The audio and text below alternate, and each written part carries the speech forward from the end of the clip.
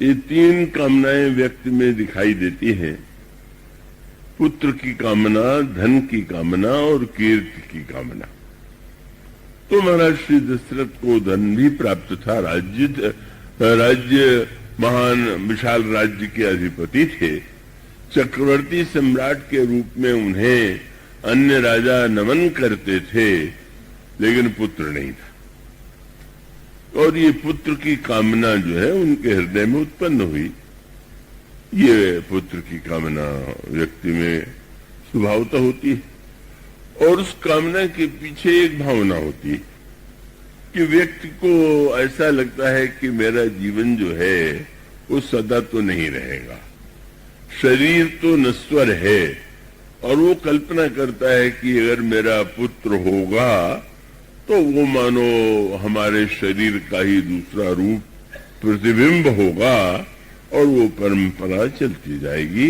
इसलिए पुत्र की कामना के पीछे अपने को जीवित रखने की वृत्ति भी, अपने को अन्य रूप में जीवित रखने का एक उद्देश्य भी उसमें हुआ होता है।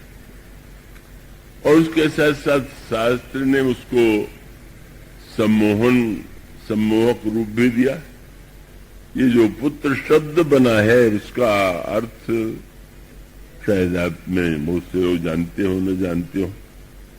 शास्त्रों में ये अनेक प्रकार के नरकों का वर्णन किया गया। आपने कथाओं में सुना होगा, पुराणों में, रामायण में तो उनका विशेष वर्णन नहीं है। तो उन नरकों में से एक नरक का नाम है पुण्य। पुण्य और पुत्र माने बोले पुत्र के जन्म के बाद व्यक्ति को उस नरक में नहीं जाना पड़ता। पुण्य नाम नरक से जो व्यक्ति की रक्षा करे वह पुत्र है। पर शास्त्र की बात तो बड़ी अनोखी होती है।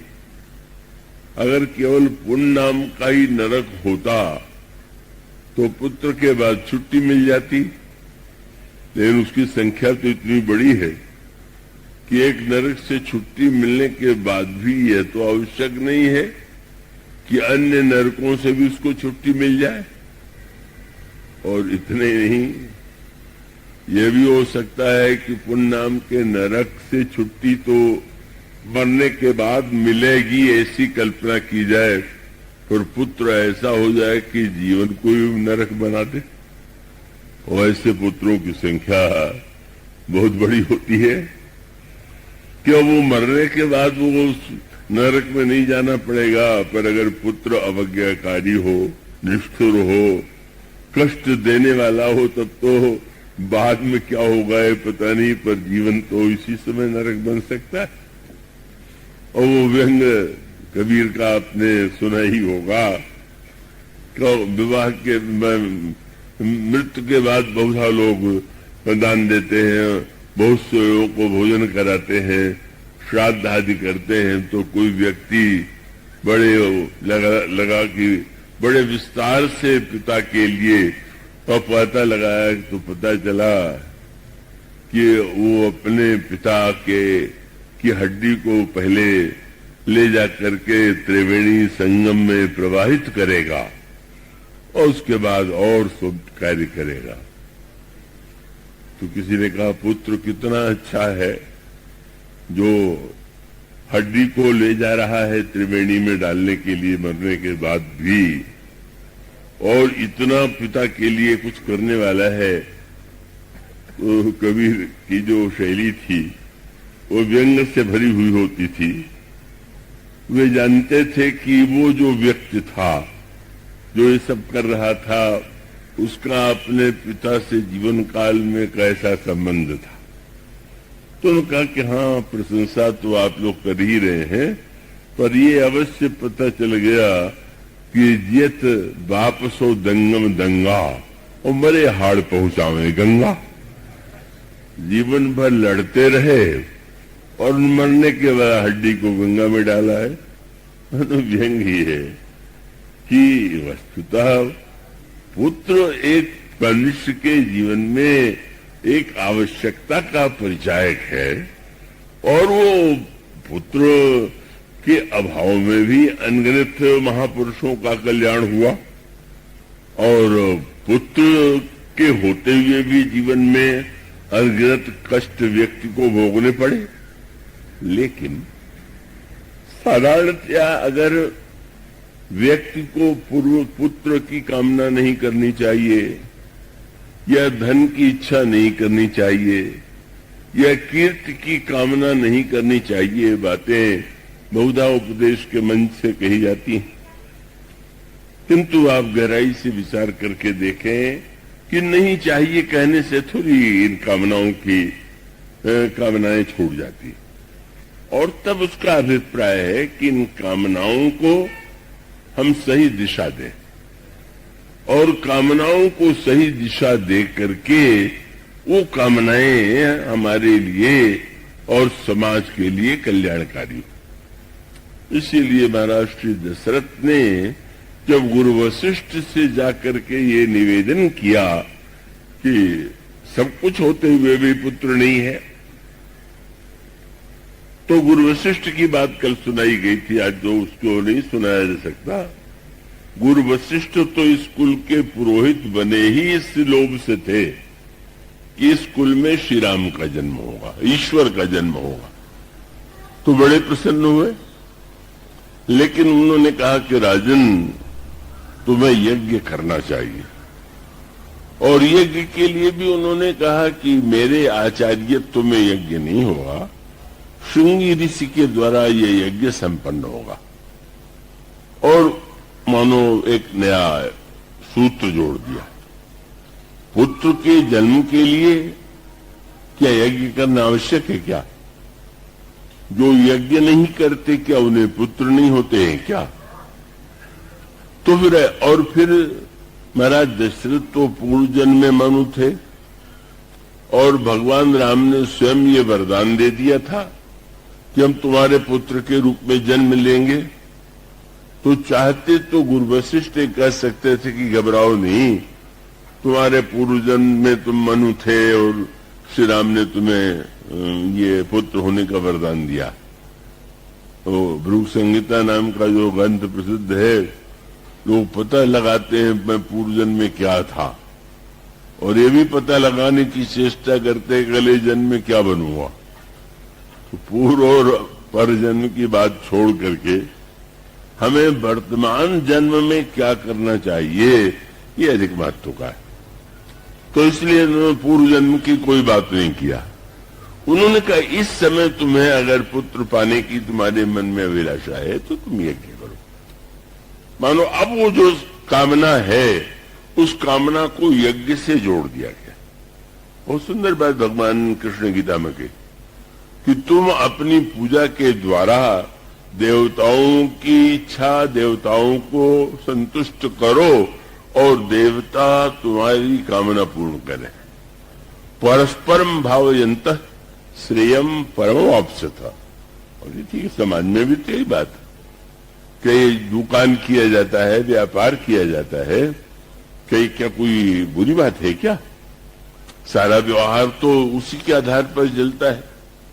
पर उसका अभिप्राय यह है कि दुकानदार और ग्राहक अगर उसको यज्ञ भावना के रूप में ले तो उसका अर्थ ये हुआ कि अगर दुकानदार को, व्यापारी को लाभ चाहिए तो उनको अर्थ तो देना ही होगा और उसका भी कर्तव्य यही है कि उस अर्थ के बदले में उस व्यक्ति को उपयुक्त मात्रा में अच्छी से अच्छी वस्तु प्रदान कर दे। नहीं देना चाहिए, लेना नहीं चाहिए, ये सब बातें हैं। भगवान राम ने तो जो सुग्रीव से मित्रता किया तो उन्होंने ये कहा, जानते हो मित्र का क्या लक्षण है?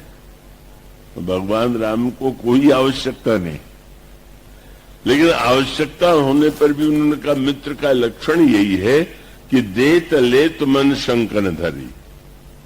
न तो देने में संकोच करो और न तो लेने में। कितनी मनोवैज्ञानिक बात। देने में संकोच करने का अर्थ है कि व्यक्ति कृपण है, केवल मित्रता का नाम ही दे रहा है, और लेने में संकोच का अर्थ है कि बड़ा अभिमानी है कि वाह मैं क्या लूं। मैं किसी से नहीं लेता, तो मानो अगर एक और न देने में कृपणता हो और न लेने में अभिमान हो तो दोनों ही अच्छा नहीं। और जहां मैत्री भाव है, देन लेन अगर सही सही अर्थ में समाज में हो, सारे व्यवहार में अगर हम इस बात का ध्यान रखें तो कितना श्रेष्ठ समाज व्यवस्थित रूप धारण करेगा। वो भी एक यज्ञ ही है। इसलिए आपने पुराणों में कथा सुनी होगी, तुलाधार वैश्य के द्वारा शिक्षा जाजली को प्रदान की गई, और इस प्रकार से उसका सूत्र मानो यही है कि जब देवताओं से भी हमारा संबंध काहे का है, तो देवता भी स्वार्थी। रामायण में ये भी कह दिया गया कि देवता मनुष्य ही नहीं, सुर नर मुनि सबकी यह रीति, स्वार्थ लागी करें सब प्रीति। देवता मुनि मनुष्य सबका ये स्वभाव है कि वो स्वार्थ के कारण प्रेम करता है। तो ये कोई निंदा की बात नहीं है, इसमें संकोच करने की आवश्यकता नहीं है। और इसका अर्थ ये भी नहीं है कि हम ये कहें कि जब इनमें स्वार्थी हैं तो हमारे काम ये तो बहुत अच्छे नहीं। वो भगवान कृष्ण गीता में कहते हैं, भाई तुम यज्ञ के द्वारा देवताओं को तुम तृप्ति दो, आहुति दो, और बदले में अगर वो तुम्हारी कामना पूर्ण करते हैं तो ये तो बहुत अच्छी बात है। यही यज्ञ चक्र है। परस्परम भावयन्तः श्रेयम परम वाप्स्यथ। तो यज्ञ भावना का पहला सूत्र यही कि इसमें देना और लेना है, और जहां देने और लेने में व्यक्ति के हृदय में पवित्र भावना है, वहां पर वह क्रिया के रूप में ही यज्ञ नहीं होता है। यज्ञ की क्रिया क्या है, यज्ञ की भावना क्या है। तो इस तरह से पहला सूत्र यही प्राप्त हुआ कि श्रृंगी ऋषि को बुलाया गया और श्रृंगी ऋषि के आचार्यत्व में यज्ञ किया गया।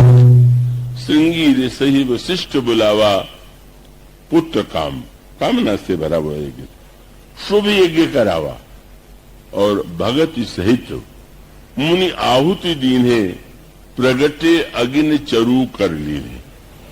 जब उन्होंने भक्ति पूर्वक वेदोच्चारण की विधि से आहुति श्रृंगी ऋषि ने दिलवाई, तो उसके बाद अग्निदेव जो है चरु लेकर के, खीर लेकर के, पायस लेकर के प्रकट हो गए। वहां पर भी फिर वो सूत्र प्रारंभ हो गया। भगवान गीता में इसके लिए यज्ञ चक्र शब्द का प्रयोग करते हैं। एवं प्रवर्तितम चक्रम नानुवर्तती है। भगवान कहते यह जो यज्ञ चक्र है, और यज्ञ चक्र माने आपने अग्नि में आहुति दिया, अग्निदेव के द्वारा उन्हें पायस प्राप्त हुआ, पर यज्ञ चक्र कब चलेगा? अग्निदेव ने पात्र हाथ में देते हुए ही ये कह दिया कि यह केवल किसी एक को नहीं दिया जाएगा, आपकी अनेक रानियां हैं, इसलिए अग्निदेव यह कह करके अंतर्ध्यान होते हैं कि यह हवि वांट देहुन प्रजाई, जथा जोग जय भाग बनाई, इसे बांट दीजिए। मानो जो आपने पाया है उस पाने को बांटना आपका कर्तव्य है। यह भावना जब व्यक्ति और समाज में बनी रहती है कि हमें पाने के साथ उससे केवल अपने ही लिए नहीं, हम दूसरों को भी उसको जो जिस योग्य हो, जिसको जितना भाग देना उचित हो, उपयोगी हो, उसका देना चाहिए। वो एक लंबा विस्तार से प्रसंग है। और तब तीनों रानियों में वो पायस बांटा गया, और पायस बांटने के बाद आपको ये ज्ञात ही है कि तीनों रानियों के गर्भ से 4 रूपों में, 4 भाइयों के रूप में प्रभु का प्राकट्य हुआ, जन्म हुआ। श्री राम, श्री भरत, श्री लक्ष्मण और शत्रुघ्न के रूप में। और फिर वो क्रम प्रारंभ हो जाता है।